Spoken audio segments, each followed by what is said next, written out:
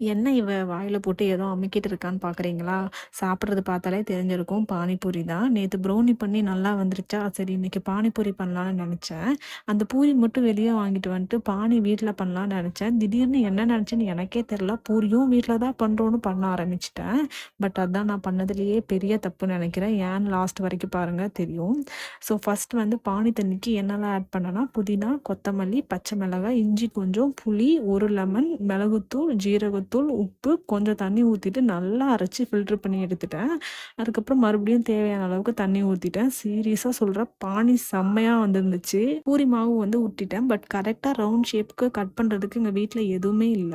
எல்லாமே ரொம்ப பெருசா இருந்துச்சு. லாஸ்ட்ல இந்த மிக்ஸர் மாவு பெசைறத எடுத்துட்டு வந்து கட் பண்ணிட்டு இருந்தேன்.